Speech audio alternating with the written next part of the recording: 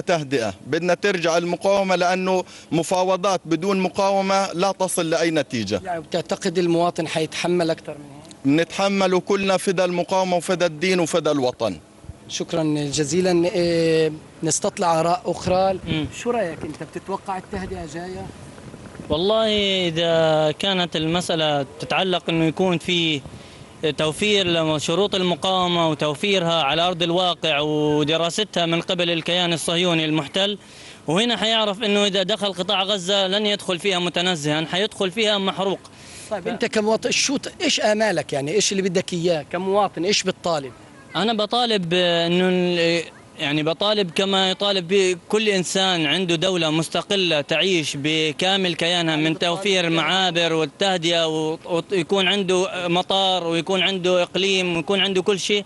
بنطالب أنه نكون مثل الدول اللي حوالينا.